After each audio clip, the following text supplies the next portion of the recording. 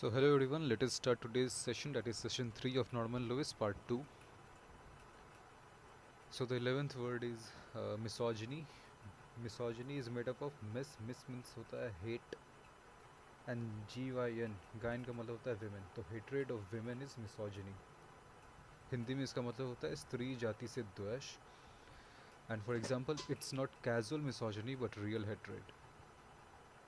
Now the 12th word is misogamy. Mis means again hate, gam means marriage. तो hatred of marriage is misogamy.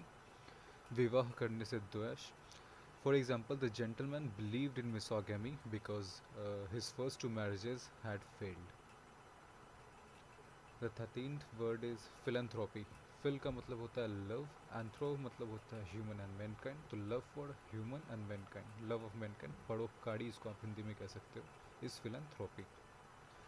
For example, as a man he was loyal, affectionate, philanthropic and entirely estimable.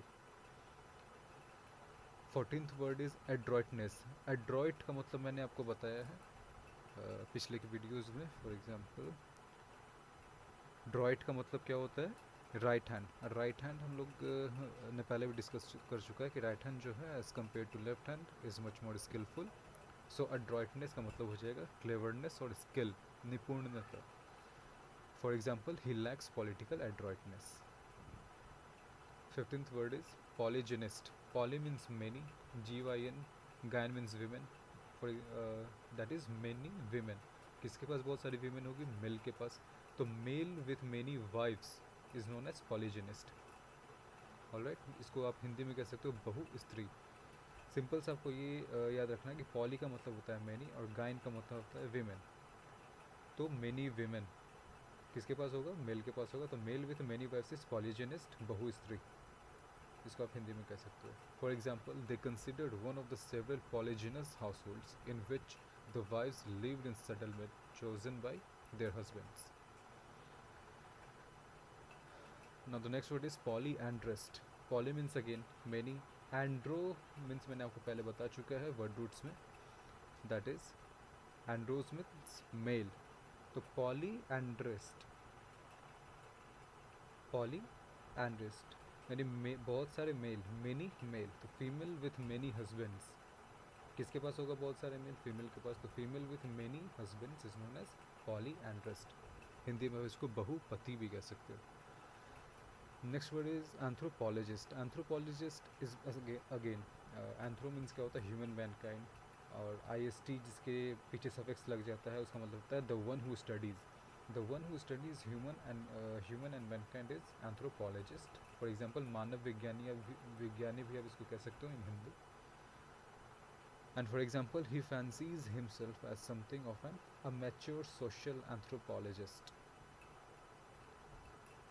Next word is gynecologist. Gynecologist is a women's doctor, जिसको आप स्त्री रोग विशेषज्ञ भी कह सकते हो. For example, a whole host of medical tests designed to diagnose fatal defects are prescribed by the women's gynecologist according to the weeks of pregnancy. Now, second word is philanthropist. Phil का मतलब again love, anthro मतलब human and mankind, IST मतलब जो love करता है उससे, human से और mankind से.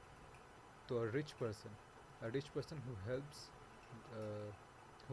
the poor and those in need, especially by giving money. philanthropic word इसको कह सकते हैं.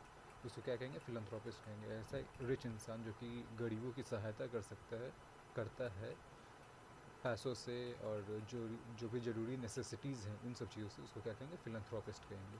परोपकारी व्यक्ति या लोकोपकारक, दान आदि के द्वारा ज़रूरतमंदों की सहायता करने वाला व्यक्ति is philanthropist. For example, he has been the most extraordinarily generous philanthropist. Now the last word is asceticism. ascetic का मतलब मैंने आपको बताया था, वैसा आदमी जो कि किसी फिजिकल प्लेजर में इंडल्ज नहीं होता उसको क्या कहते हैं? ascetic कहते हैं. एग्जाम्पल भी मैंने आपको बताया था, मॉन्क हो गया, कोई सन्यासी वगैरह जो हो गया, उसको क्या कहेंगे? ascetic कहेंगे. और उसी की फिलॉसफी है asceticism. asceticism is the philosophy of ascetic. Alright. तो serious self-discipline and avoiding all forms of indulgence, typically for religious reasons, that is asceticism. Hindi में उसको कह सकते हो संन्यास ले लेना, सन्यासी। एग्जाम्पल हो जाएगा act of physical asceticism. So this is it for today. ये आपका सेशन 3 कंप्लीट हो चुका है एंड थैंक यू।